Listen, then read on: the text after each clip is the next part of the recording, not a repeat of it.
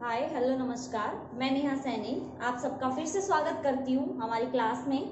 जैसा कि हम सब लोग हमारी 10वीं क्लास की फिजिक्स का light reflection and refraction start कर दिया था हमने, जिसमें हमने रिफ्लेक्शन का कंप्लीट पार्ट पढ़ लिया है। रिफ्लेक्शन में हमने क्या क्या सीखा, हमने रिफ्लेक्शन के बारे में सीखा, किस तरह से रिफ्लेक्शन का जो हमारा फिनोमिना है वो होता है। जो रिफ्लेक्शन होता है वो किस किस मिरर के थ्रू होता है, प्लेन मिरर और हमारा स्फेरिकल मिरर। स्फेरिकल मिरर में हमने दोनों मिरर पढ़ लिए थे, कॉनकेव और कॉन्वेक्स। इसके बाद जो अब हम सीखने वाले हैं वो होगा हमारा रिफ्रैक्शन, यानी कि अपवर्तन। यानी कि हमने देखा, जब हमने शुरुआत में हमारा चैप्टर शुरू किया था तो हमने बताया था आपको कि हमारी जो लाइट होती है वो डिफरेंट डिफरेंट फिनोमिना शो करती है डिफरेंट डिफरेंट सिचुएशंस में, जिनमें से एक सिचुएशन हमारी रिफ्लेक्शन थी, यानी कि परावर्तन, जिसमें लाइट क्या करती थी, कोई भी एक मिरर होता था, एक शीशा होता था जो एक साइड से पॉलिश होता था। जब लाइट उसके ऊपर गिरती थी तो लाइट क्या होती थी, दोबारा उसी मीडियम में वापस चली जाती थी जिस मीडियम से वो आई है। यानी कि लाइट आती थी, टकराती थी और वापस चली जाती थी। ऐसा कुछ हमने देखा था रिफ्लेक्शन में। तो ये एक लाइट का फिनोमिना था, एक घटना थी। अब हम देखेंगे लाइट की दूसरा फिनोमिना, जिसमें क्या होता है कि लाइट बजाय एक मीडियम से टकराने के बाद उसी में जाने के वो दूसरी साइड चली जाती है। जैसे मिरर होता है, शीशा होता है, एक साइड से पॉलिश होता है, तो क्या होता है, अब वो एक साइड से पॉलिश होता है तो लाइट उसके अंदर से नहीं जा पाती है। लाइट क्या करती है, लाइट आती है, गिरती है और रिफ्लेक्ट होकर वापस चली जाती है।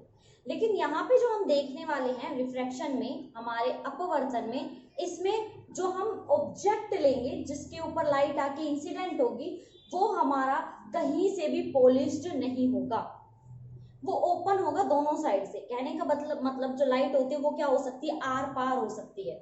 जो आपका मीडियम होगा, जो आपका कहने का मतलब मीडियम जो आप ऑब्जेक्ट लोगे वो ट्रांसपेरेंट होगा। ट्रांसपेरेंट मतलब आपने अपने घर में विंडो लगी देखी होगी। विंडो क्या करती है, जब आप विंडो के एक साइड से देखते हैं तो जब आप देख कब पाते हैं, हम अंधेरे में नहीं देख सकते। जब लाइट होती है रूम में तो लाइट क्या करती है, आर पार हो जाती है उस रूम के, मतलब विंडो के, तो हम विंडो की दूसरी साइड इजीली देख पाते हैं। तो यानी कि लाइट कहां से कहां गई, हवा में से किस में चली गई, कांच के अंदर। कुछ ऐसे ही हम डिफरेंट डिफरेंट फिनोमिना देखेंगे।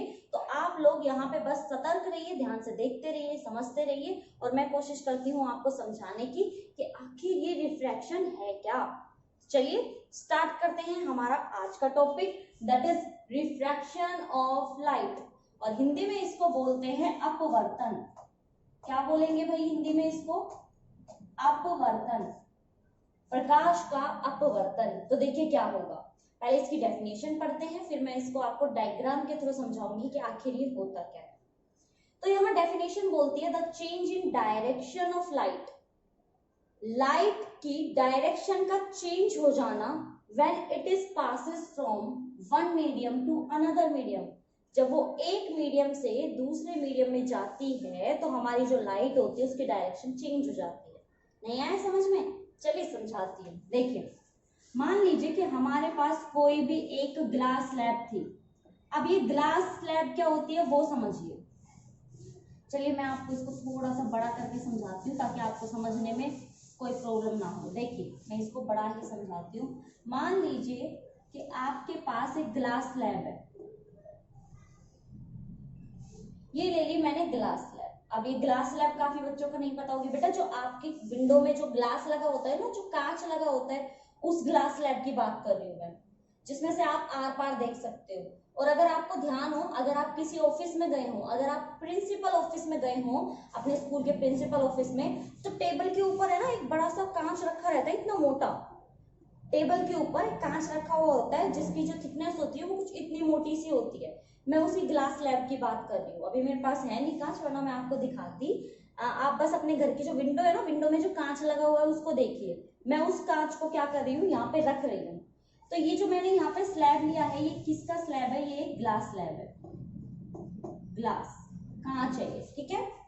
तो क्या होता है, जब कोई भी लाइट आती है और इस ग्लास के ऊपर गिरती है कुछ इस तरह से, तो मैं साथ साथ में आपको रिफ्लेक्शन भी बताती रहूंगी ताकि आप दोनों के बीच में डिफरेंस फाइंड आउट कर सके।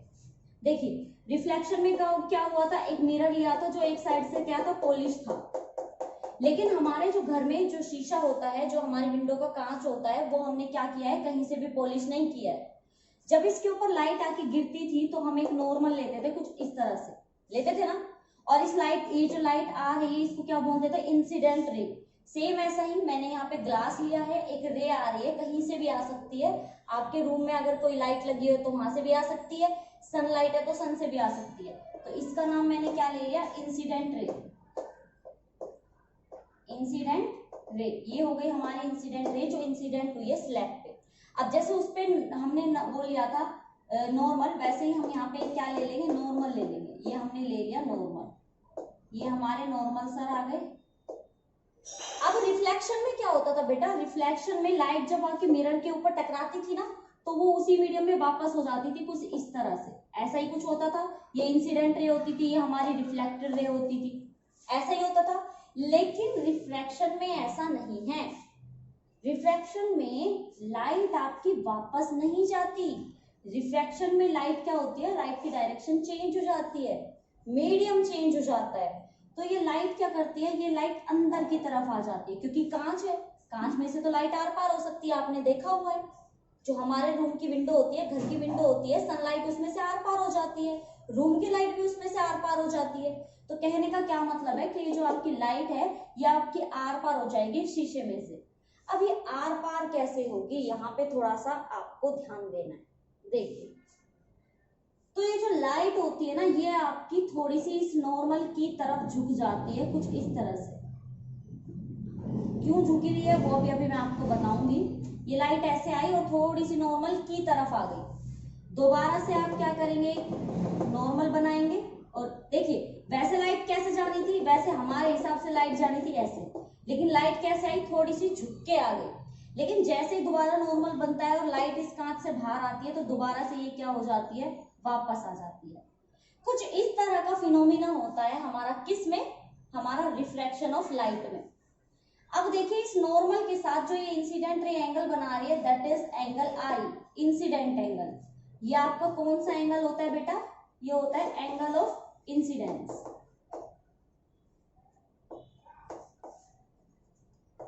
और बेटा यहाँ पे नॉर्मल के साथ जो लाइट बाहर निकलने वाली है, ये जो आर होता है, ये जो है हमारी, ये कौन सी रे है, दैट इज रिफ्रैक्टेड रे, रिफ्रैक्टेड रे। और ये जो एंगल बनता है ये कौन सा होता है, रिफ्रैक्टेड एंगल, रिफ्रैक्टेड एंगल। अब बात करते हैं कि ये ऐसा क्यों हुआ, लाइट जो थी वो ऐसे सीधी क्यों नहीं आ गई, उसको ऐसे झुकना क्यों पड़ा, बेंड क्यों होना पड़ा, अपनी डायरेक्शन क्यों बदलनी पड़ी। डायरेक्शन का बेटा मतलब ही यही है, हमारे हिसाब से लाइट कैसे जानी चाहिए थी, बिल्कुल स्ट्रेट, लेकिन उसने अपनी डायरेक्शन को, दिशा को बदल लिया और थोड़ा सा बैंड होके आई।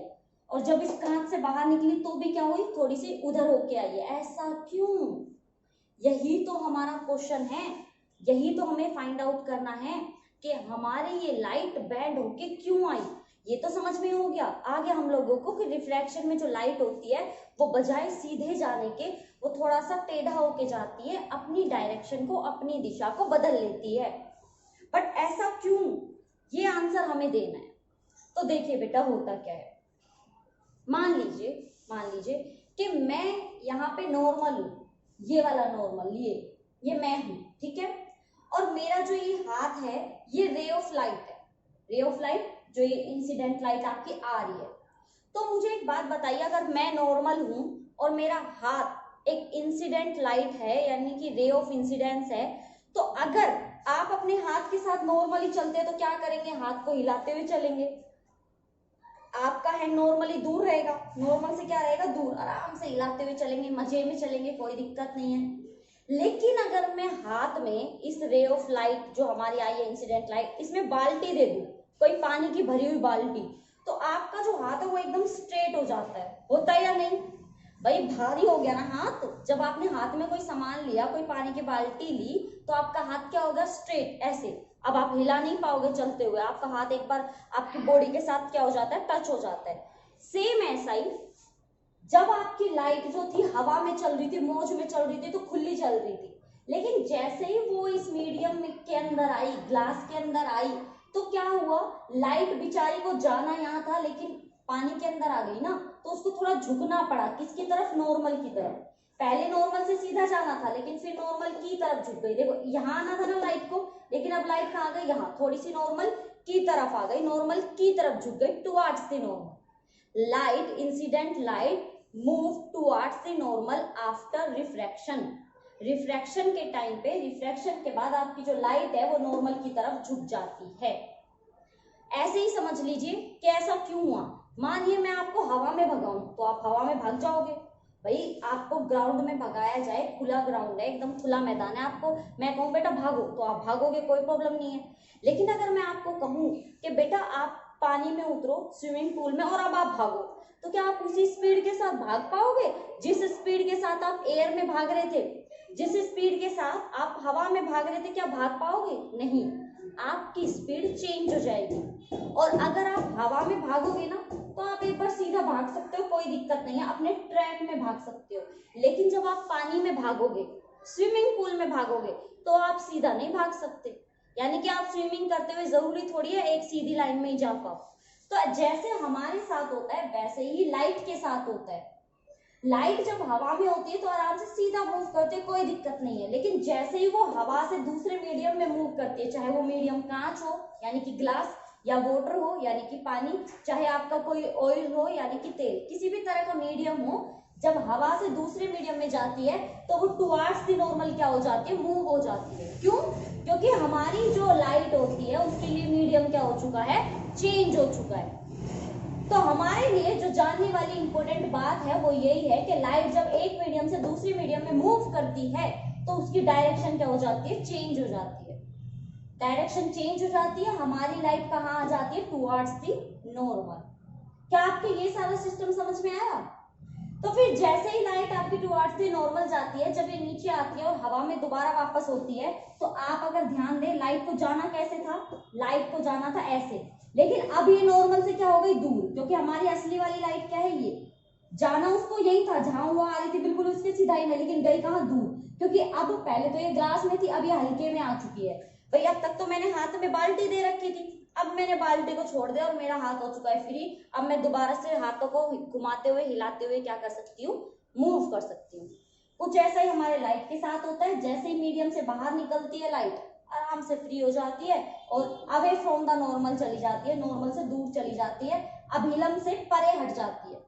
हिंदी वाले बच्चे समझे, जब लाइट एक माध्यम से दूसरे माध्यम में आती है, अगर हल्के से भारी में आ रही है तो क्या हो जाएगी, टुवर्ड्स द नॉर्मल यानी कि तरफ, अभिलंब की तरफ झुक जाती है। और जैसे ही हमारी भारी से हल्के में आती है, अभिलंब से दूर हट जाती है, अवे फ्रॉम द नॉर्मल। इसको मैं आपको दो पार्ट्स में डिवाइड करके बताती हूँ कि कैसे कैसे दोनों काम हुए। देखिए, मान लीजिए कि हमारा कुछ इस तरह से था, ठीक है बेटा, ये जो था ना हमारा, ये कहलाता है रेयरर मीडियम। रेयरर मीडियम बेटा, रेयरर का मतलब होता है हल्का। क्या मतलब होता है, हल्का। हवा है यहाँ, एयर, एयर हमारा हल्का होता है तो इसको बोलते हैं रेयरर, ये हल्का मीडियम है। ये होता है आपका भारी, यानी कि क्या होगा आपका, डेंसर। ये होता है आपका डेंसर मीडियम। क्या होता है आपका, डेंसर। ध्यान से समझिएगा जो चीजों में समझाने वाली हूँ, rarer to denser, denser to rare, अच्छे से समझिए। तो अब हम सीखेंगे रेयरर से डेंसर की तरफ, हल्के से जब भारी की तरफ कोई लाइट जाती है तो क्या होता है। अब मान लीजिए लाइट आपकी हल्के से भारी में आ रही थी, तो ये हमारी इंसिडेंट लाइट हो गई, सिंपल। जब ये इंसिडेंट लाइट हमारे भारी में जाती है तो ये टुवर्ड्स द नॉर्मल झुक जाती है, ऐसे। तो हम क्या कहेंगे, जब रेयर से डेंसर जाती है तो टुवर्ड्स द नॉर्मल चली जाती है, टुवर्ड्स द नॉर्मल। ये चीज आप अच्छे से समझेंगे, लिखेंगे और ध्यान भी रखेंगे, ठीक है, कि हमारी जब हल्के से भारी में जाती है तो क्या होता है, टुवर्ड्स द नॉर्मल चली जाती है। ये तो था हमारा फर्स्ट पार्ट। अब जब ये लाइट अंदर से बाहर आएगी तो क्या होगा, अब ये हमारा कौन सा है, डेंसर, और नीचे की तरफ कौन सा है हमारा, रेयरर। तो क्या होता है बेटा, लाइट ऐसे आ रही थी, मान लो ये हमारा क्या है, नॉर्मल। लाइट कैसे आ रही थी, ऐसे। तो अब जब ये कहां से कहां जाएगी, डेंसर से रेयरर की तरफ जाएगी, तो ये अवे फ्रॉम द नॉर्मल जाएगी, दूर हो जाएगी। तो जब डेंसर से नॉर्मल जाती है तो क्या हो जाती है, away from the normal. Away from the normal. ये चीज समझ में आई कि जब हमारी डेंसर से रेयर में जाती है तो अवे फ्रॉम द नॉर्मल हो जाती है, और जब हमारी रेयर से डेंसर में आते हैं टुवर्ड्स द नॉर्मल चली जाती है। जब कोई फ्री होता है, खाली होता है, तो दूर रहता है, बिल्कुल मजे में, कोई दिक्कत नहीं है। लेकिन अगर कोई भारी हो जाता है, किसी भारी तरफ से जाता है, तो वो क्या हो जाता है, स्ट्रेट हो जाता है, नॉर्मल की तरफ चला जाता है।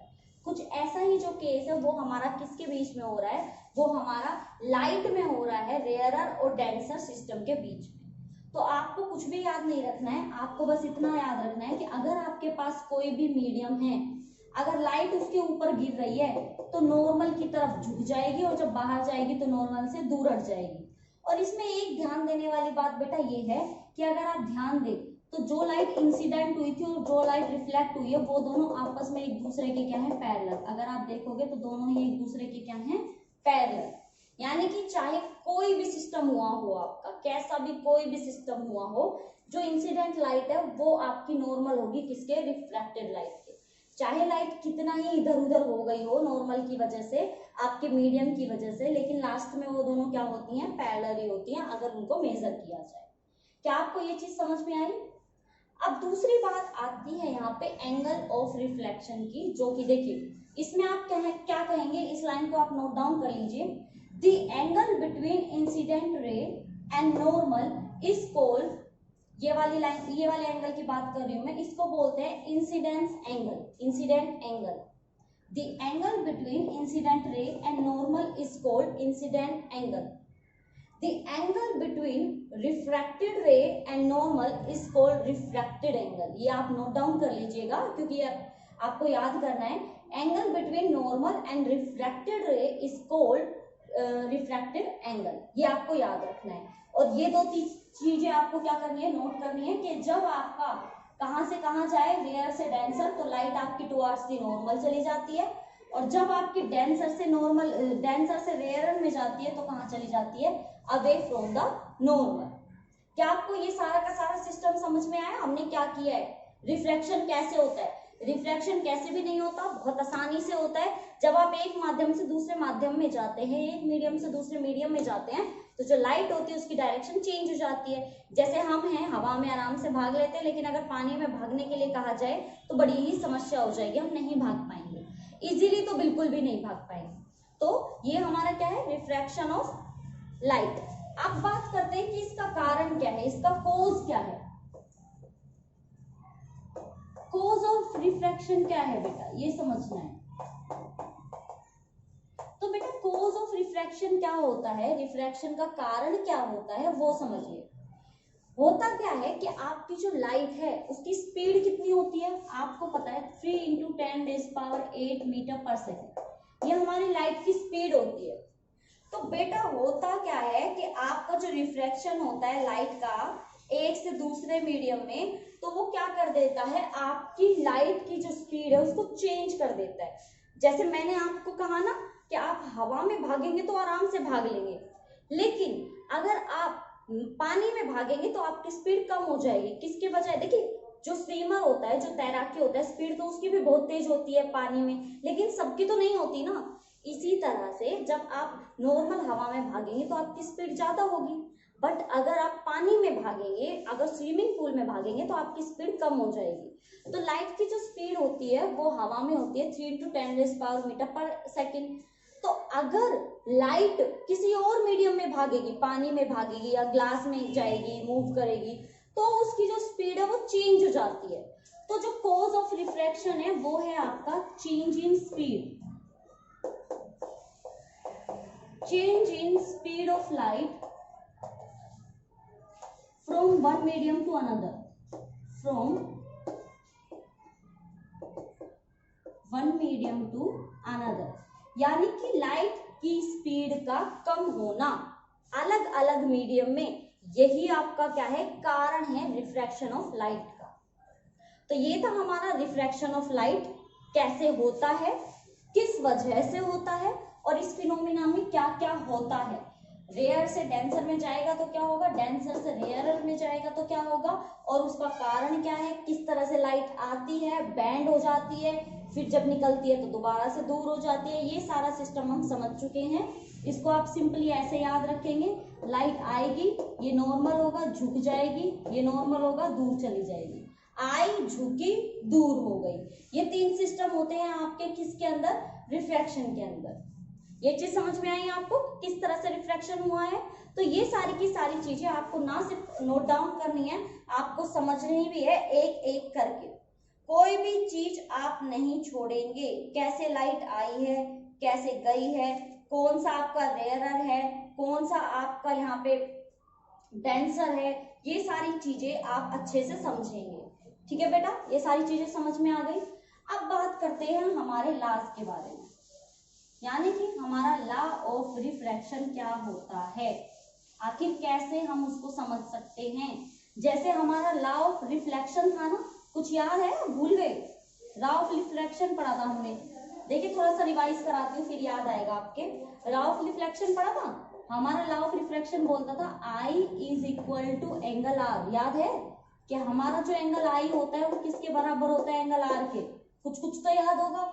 और हमारा फर्स्ट लॉ क्या था, incident ray, normal and refracted ray both are all are in same plane. कुछ ऐसे ही जो लॉज हैं वो हमारे किसके हैं, रिफ्रैक्शन के। लेकिन आपको एक बात बता दूं, हमारे रिफ्रैक्शन में ये लॉ नहीं होता। जरूरी नहीं है कि आपका जो एंगल ऑफ इंसिडेंस था वो ही आपका एंगल ऑफ रिफ्रैक्शन हो। ये चीज आपको अच्छे से याद रखनी है। बिल्कुल भी ऐसा नहीं होगा कि आपका जो एंगल ऑफ आई है that is equal to angle of refraction, no. तो हमारे लॉज ऑफ रिफ्रैक्शन क्या है, आइए चलिए पढ़ते हैं। लॉज ऑफ रिफ्रैक्शन क्या बोलते हैं ये लॉ, देखिए इसका फर्स्ट लॉ क्या बोलते हैं। इसका फर्स्ट लॉ वही है जो हमारे उसका था, इंसिडेंट रे, आपकी incident ray, normal and refracted ray, and refracted ray lie in same plane, lie in same plane, सब सेम प्लेन पे होंगे क्योंकि एक ही प्लेन पे इसी पे ही सब कुछ हो रहा है। जो हमारे प्रिंसिपल के रूम में जो टेबल होती है उसके ऊपर ही सब कुछ हो रहा होता है ना। तो किस में रहेंगे, ये सेम प्लेन में रहेंगे। और हमारा दूसरा लॉ क्या बोलता है, हमारा सेकंड लॉ बोलता है sine I by sine R is equal to N. और ये जो एन आपका है, ये एन होता है आपका रिफ्रैक्टिव इंडेक्स। क्या होता है बेटा, ये रिफ्रैक्टिव इंडेक्स। बताऊंगी अभी ये क्या होता है और बहुत इंपॉर्टेंट है ये, इसके बारे में जानना। तो ये sine I by sine R क्या है, ये हमारे ट्रिग्नोमेट्रिक है, ट्रिग्नोमेट्रिक फंक्शन। यानी कि हमारा एंगल ऑफ साइन आई और एंगल ऑफ साइन आर जब दोनों का डिवीजन देते हैं तो हमें मिलता है क्या, रिफ्रैक्टिव इंडेक्स। ये हमारा सेकंड लॉ है। और ये लॉ में रिफ्रैक्टिव इंडेक्स क्या क्या मतलब है बेटा, ये हमें मीडियम के बारे में बताता है। मीडियम के बारे में कैसे, मान लीजिए ये फर्स्ट मीडियम और ये सेकंड मीडियम है, तो आप क्या लिखेंगे, N12, यानी कि फर्स्ट से किस में जा रहा है, सेकंड में। अगर आप लिख देंगे N21, यानी कि हमारा जो मीडियम है वो कौन सा है, सेकंड टू वन। जैसे कि मान लीजिए ये 1, ये 2, दोबारा से क्या आ जाएगा 1, क्योंकि नीचे हवा है, यहाँ भी एयर है, यहाँ भी एयर है। तो 1 से 2 में गया, फिर 2 से 1 में, तो 1 से 2 में गया, 2 से 1 में। समझ में आया। तो ये क्या है, रिफ्रैक्टिव इंडेक्स का मतलब होता है इंडिकेट मीडियम। मीडियम के बारे में बताता है, मीडियम की तरफ इंडिकेट करता है कि कौन से मीडियम से कौन से मीडियम में हमारी लाइट ट्रेवल कर रही है। तो ये होता है हमारा रिफ्रैक्टिव इंडेक्स। और ये दोनों होते हैं हमारे क्या, लॉज ऑफ रिफ्रैक्शन। तो हमें अच्छे से लॉज ऑफ रिफ्रैक्शन के बारे में पता लग गया है, कॉज का भी पता लग गया है, रिफ्रैक्शन क्या होता है वो भी पता लग गया है। शायद ही अब ऐसा कोई होगा कि आपका, अगर मैं पता करूं कि किस तरह से होता है और आपको पता लग जाए। अगर आपसे कोई भी पूछे कि रिफ्रैक्शन क्या होता है तो आप आराम से बता सकते हैं बेटा कि अगर आपका जो लाइट होती है वो अगर क्या करती है, एक मीडियम से दूसरे मीडियम में जाती है तो क्या हो जाता है, रिफ्रैक्शन हो जाता है। लेकिन मुझे एक ऐसा एंगल बता दो बेटा, एक ऐसा एंगल जिस पे रिफ्रैक्शन हो ही ना। दिमाग लगाओ, ऐसा कौन सा एंगल है कि उस पे रिफ्रैक्शन होगा ही नहीं। लाइट क्या कर रही है, फॉल कर रही है आपकी ग्लास पे, बट कोई रिफ्रैक्शन नहीं हो रहा। ऐसा कौन सा एंगल है। तो देखो बेटा, अगर देखो कहीं भी डाल लो लाइट को, लाइट क्या करेगी, नॉर्मल के पास आती बेंड हो जाएगी, रिफ्लेक्शन हो जाएगा। लेकिन एक लोता ये 90 डिग्री ऐसा एंगल है, यानी कि अगर आप नॉर्मल पे ही लाइट को डालोगे 90 डिग्री का एंगल होगा, यहाँ पे 90 एंगल होगा किसके साथ, हमारे इसमें ये जो हमने ऑब्जेक्ट रखा है, जो ग्लास रखा है, अगर इसके साथ 90 का एंगल बना रही है तो लाइट क्या करेगी, सीधी चली जाएगी। यानी कि 90 एक ऐसा एंगल है, ये आपके एग्जाम में 1 मार्क्स क्वेश्चन आ सकता है कि ऐसा कौन सा एंगल है in which angle no refraction of light take place. Medium तो चेंज हो रहा है, हवा से किस में आ रही है, एयर में, बट फिर भी रिफ्लेक्शन नहीं हो रहा है, क्यों, व्हाई, क्यों, क्योंकि आपका जो एंगल है वो क्या रख दिया है, आपका बिल्कुल सीधा है, स्ट्रेट है। समझ में आया? तो आपका एक लोता 90 डिग्री एक ऐसा एंगल है जिसके ऊपर कोई भी आपका रिफ्लेक्शन नहीं होता है, आपकी लाइट आएगी और बिल्कुल सीधी नीचे चली जाएगी। तो इसको क्या बोलते हैं आपका, कि आपका जो एंगल बनता है वो आपका क्या रहेगा, सीधा। The case of light falling normally, जब आपका केस होगा, जब आपकी लाइट जो है वो क्या जाएगी, परपेंडिकुलर नॉर्मली जाएगी आपके किस पे, ग्लास स्लैब पे, तो कोई भी रिफ्लेक्शन नहीं होगा। तो ये था हमारे रिफ्रैक्शन रिलेटेड सारी इंपॉर्टेंट बातें, इनको अच्छे से नोट डाउन कीजिएगा, एक एक डेफिनेशन आप लिखिएगा। डेफिनेशन किस किस की लिखनी है, सबसे पहले आपके रिफ्रैक्शन की, फिर आपकी इंसिडेंट रे, रिफ्रैक्टेड रे बिल्कुल सेम होगी जैसे मैंने रिफ्लेक्शन में लिखवाई है। देन उसके पास कोज ऑफ रिफ्रैक्शन लिखवा दिया है मैंने, कि जो स्पीड ऑफ लाइट होती है वो वन मीडियम से दूसरे मीडियम में जाते हुए क्या करती है, अपनी स्पीड को चेंज कर देती है। क्योंकि जैसे हम होते हैं, हमारी स्पीड डिफरेंट मीडियम में अलग होती है, वैसे इनकी स्पीड भी डिफरेंट मीडियम में क्या होती है बेटा, अलग होती है, जिसकी वजह से ये क्या होती है, इसकी स्पीड कम हो गई, डायरेक्शन क्या हो जाती है, चेंज हो जाती है। फिर उसके बाद आपको रेयरर का पता होना चाहिए, डेंसर का पता होना चाहिए। रेयरर क्या होता है, जो हल्का मीडियम होता है, और डेंसर क्या होता है, जो आपका भारी मीडियम होता है। फिर उसके बाद आपको लॉ ऑफ रिफ्रैक्शन पता होना चाहिए, और रिफ्रैक्टिव इंडेक्स के बारे में पता होना चाहिए क्या होता है। देन उसके बाद मैंने बताया ऐसा कौन सा एंगल है जिसके ऊपर आप लाइट को फॉल तो करा रहे हो, आपका मीडियम भी चेंज हो रहा है, बट कोई भी रिफ्लेक्शन नहीं हो रहा है, तो ऐसी कंडीशन में आपका एंगल कितना होगा, 90 जो भी, हाँ 90, तो 90 होना चाहिए आपका एंगल, जिसके ऊपर जो आपकी लाइट होती है वो क्या होती है, सीधी चली जाती है, कोई भी रिफ्लेक्शन नहीं होता। ये समझ में आया? अब हम देखेंगे उन टर्म्स के बारे में कि रिफ्लेक्शन हम डेली लाइफ में कैसे देखते हैं, जिसके अगर आपको याद हो, मैंने जब आपको रिफ्लेक्शन कराया था तो बताया था कि आपके कहाँ कहाँ यूजेस होता है। जो आपका स्फेरिकल मिरर होता है, जैसे हमने देखा था शेविंग में होता है, जो शेविंग का हमारा मिरर होता है। हमने देखा था व्हीकल्स के जो साइड मिरर होते हैं उनमें हमारा कॉन्वेक्स होता है, हेडलाइट्स में कॉनकेव होता है, सारी चीजें देखी थी। यानी कि हमने देखा कि स्फेरिकल मिरर सिर्फ कहने को, पढ़ने को ही नहीं है, आप उनको डेली लाइफ में भी देखते हैं, बट पता नहीं था उनको कि हम डेली लाइफ में जो देख रहे हैं वो कोई मतलब सब्जेक्ट से रिलेटेड भी हो सकता है। ऐसी जो आप रिफ्लेक्शन देख रहे हैं ये सिर्फ कोई टॉपिक नहीं है, ये आपका डेली लाइफ में आप देखते हो, बस वो बात अलग है कि हमने कभी पढ़ा नहीं है, समझा नहीं है। तो अब मैं आपको बताऊंगी कि ये इफेक्ट आपको कहाँ कहाँ देखने को मिलता है, कहाँ कहाँ आप इनको फील कर सकते हैं, आप कहाँ प्रैक्टिकली इनको मेजर कर सकते हैं, किस तरह से देख सकते हैं कि रिफ्लेक्शन कहाँ और कैसे होता है। तो आइए चलिए फटाफट से इसके नोट्स प्रिपेयर कीजिए, एक एक चीज को अच्छे से समझिए, लिखिए, देन उसके बाद करते हैं हमारा नेक्स्ट टॉपिक। बात करते हैं जानना कि हमारा जो रिफ्रैक्शन ऑफ लाइट होता है वो किस किस मतलब जो हमारी फिनोमिना है, जो घटनाएं हैं उन पर देखने को मिलता है। जैसे कि मैंने आपको अभी अभी बताया कि हमारा जो रिफ्लेक्शन ऑफ लाइट होता है वो हम लोग किस पे देखते हैं, हमारे स्फेरिकल मिरर्स पे या फिर प्लेन मिरर्स पे।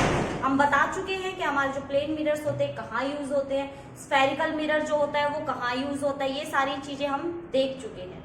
तो अब हम देखेंगे हमारा जो रिफ्रैक्शन ऑफ लाइट होता है वो डेली लाइफ में कहाँ देखने को मिलेगा। क्या हम उन सारी चीजों को देख चुके हैं? क्या कभी हमने उस पर ध्यान नहीं दिया कि ये चीज जो होती है वो रिफ्रैक्शन ऑफ लाइट को शो आउट करती है? तो आइए चलिए डिटेल में एक एक पॉइंट को, एक एक लाइन को समझते हैं।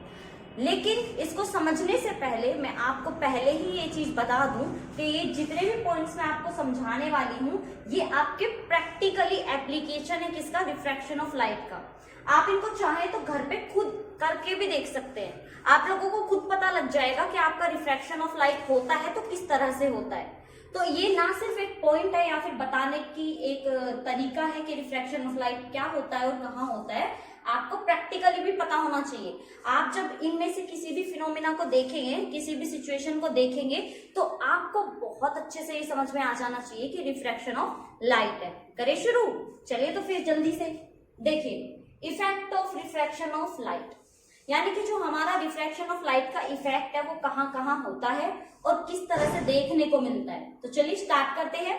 हमारा जो पहला पॉइंट है वो समझिए, ए स्टिक और पेंसिल। स्टिक कोई भी लकड़ी ले सकते हैं आप, पेंसिल कोई भी पेंसिल ले सकते हैं। Held and partially emerge. Held का मतलब या तो आप उसको पकड़ के रखते हैं या फिर आपने पार्शियली इमर्ज किया हुआ है। पार्शियली इमर्ज का मतलब होता है क्या नाम है आपका, वो जो है जो पेंसिल या फिर आपने स्टिक ली है वो ग्लास में आपने क्या रखी हुई है, आधी रखी हुई है। आधी का मतलब मान लीजिए कोई पेंसिल है और आपने वो ग्लास में क्या किया हुआ है, पार्शियली रखी हुई है। पार्शियली का मतलब कि हाफ आपकी ऊपर की तरफ है और हाफ आपकी नीचे की तरफ। इसमें आपको कांच का एक गिलास चाहिए, यानी कि आपको एक ग्लास जो कि कांच का है, उस कांच के गिलास में पेंसिल को आधा उठा हुआ देखना है और आधा ही पानी में डूबा हुआ देखना है।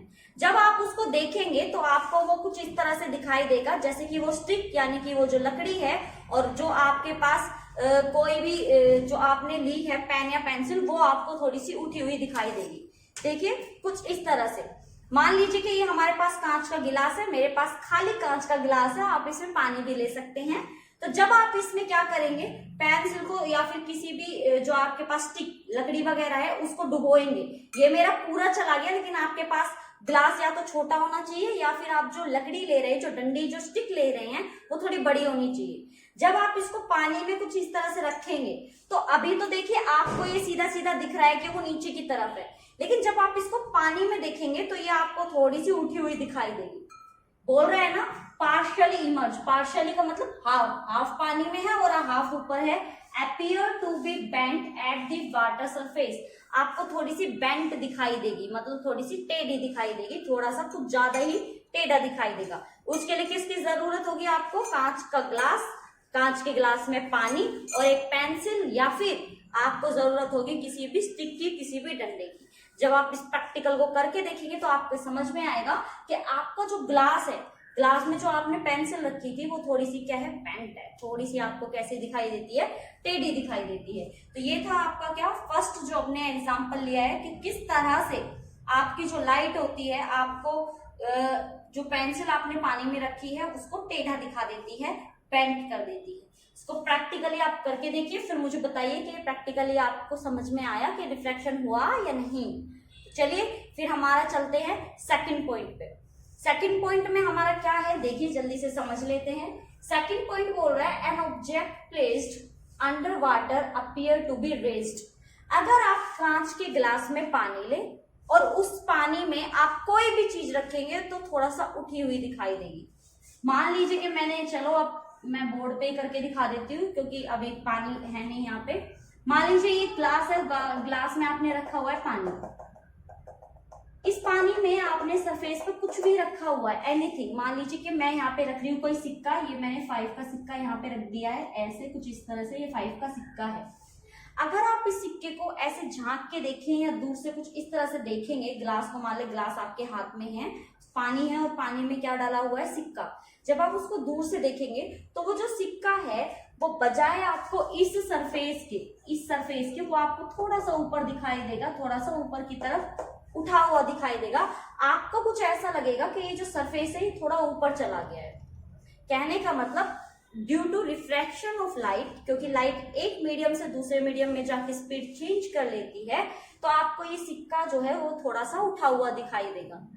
ऐसा आप करके देख सकते हैं। मान लीजिए कि आपकी कोई भी खेलने की चीज है, कोई भी आप छोटी सी चीज, जैसे कि आपकी निडल होती है, जो सुई होती है, अगर आप ग्लास में डालेंगे जो पानी से भरा हुआ है, उसको देखेंगे तो वो आपको थोड़ी उठी हुई दिखाई देगी। आप उसको निकालने की कोशिश करेंगे, आप सोचेंगे बस अभी आ जाएगी हाथ में, बट वो आती नहीं है क्योंकि वो सिर्फ आपको दिख रही है कि वो ऊपर है, एक्चुअल वो थोड़ी सी और नीचे है। ऐसा क्यों हुआ? Due to refraction of light. तो पहला क्या था, अगर आप पानी से भरे हुए किसी भी ग्लास में स्टिक या पेंसिल पार्शियली रखते हैं तो आपको थोड़ी सी और टेढ़ी दिखाई देती है। और दूसरा हमने क्या पढ़ा, अगर कोई भी ग्लास है पानी से भरा हुआ है, उसमें कोई भी नीचे सरफेस पे कोई चीज डालते हैं, थोड़ी सी ऊपर उठी हुई दिखाई देती है, रेज्ड दिखाई हुई देती है।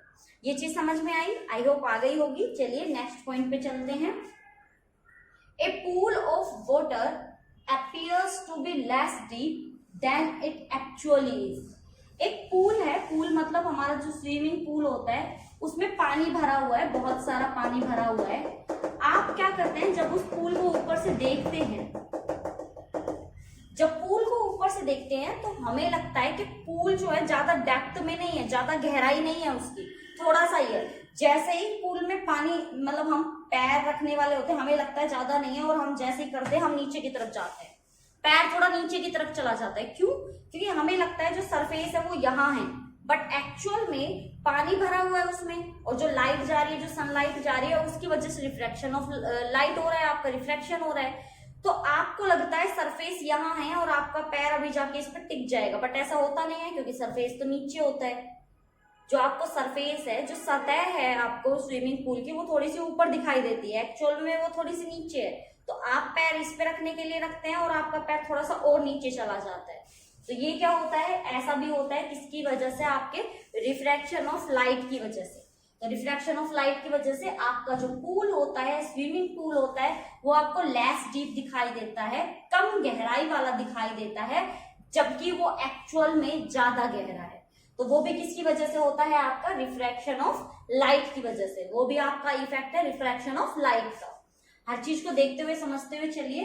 When A thick glass slab, thick glass slab, thick का मतलब होता है मोटा, ग्लास मतलब जो आपका कांच होता है वो, स्लैब का मतलब कोई भी एक शीट है, वो स्लैब है, मोटी है, कांच की बनी हुई है, placed on some printed matter. Printed मतलब कोई भी, मान लीजिए कुछ लिखा हुआ है, जैसे न्यूज़पेपर ले लीजिए। अगर न्यूज़पेपर आपने एक टेबल पे लगा दिया और उसके ऊपर एक मोटी सी ग्लास की स्लैब लगा दी, जो कि मैंने आपको बताया था आपके प्रिंसिपल के रूम में होती है।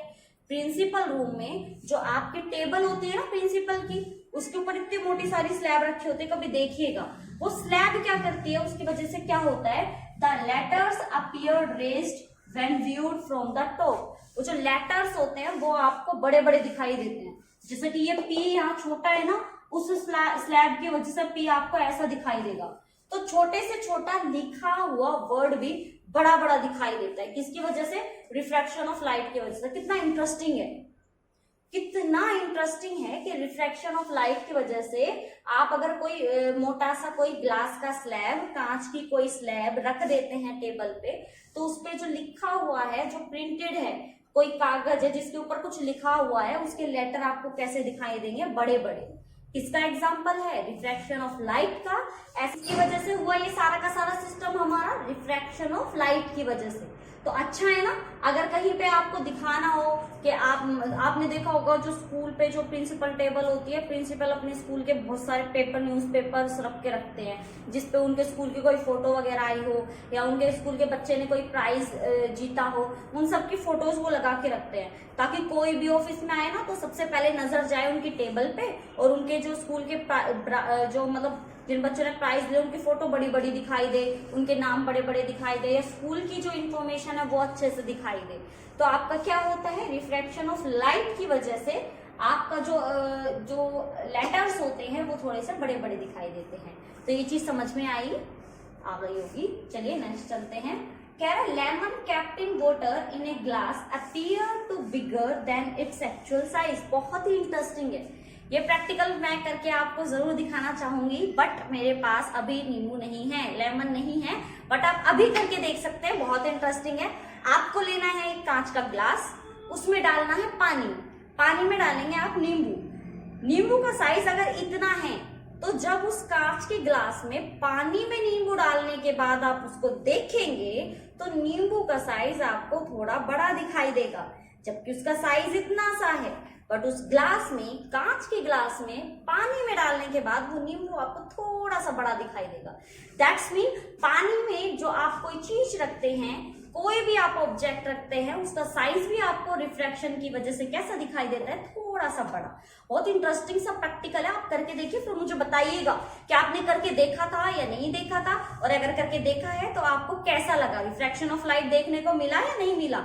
अगर आप उस पर ध्यान से भी देखेंगे तो जो बबल्स बनते हैं ना वो भी बहुत बड़े बड़े बनते हैं। मैंने ये किया था तो बड़ा इंटरेस्टिंग लगा था, आप भी करके देखिए, फिर मुझे कमेंट करके जरूर बताइएगा कि आपको ये प्रैक्टिकल कैसा लगा।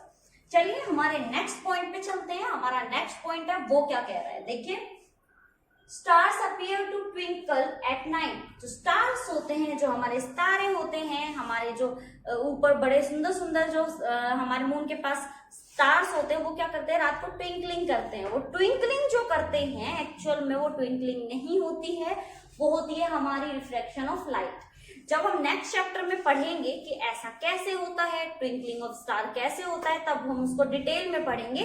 बट अभी आप इतना जान लीजिए कि जो हमारी ट्विंकलिंग होती है स्टार्स की, वो एक्चुअल में इफेक्ट है हमारा किसका, रिफ्रैक्शन ऑफ लाइट का। और बहुत ही इंटरेस्टिंग है ये जानना कि जो स्टार्स होते हैं वो भी रिफ्लेक्शन शो करते हैं। तो ये हम नेक्स्ट चैप्टर में बहुत ही डिटेल में पढ़ने वाले हैं। सो अभी हमारे ये कुछ पॉइंट्स थे जो बताते हैं कि एक्चुअल लाइफ में आप रिफ्रैक्शन ऑफ लाइट को देख सकते हैं, समझ सकते हैं, और सिर्फ ना देख समझ सकते हैं, आप प्रैक्टिकल करके भी देख सकते हैं। अगर नॉर्मली आपको नहीं पता लग रहा है कि रिफ्रैक्शन हो रहा है या नहीं, तो आप नींबू देख लीजिए करके, आप पेंसिल वाला प्रैक्टिकल करके देख लीजिए, आप कोई भी चीज करके देख सकते हैं।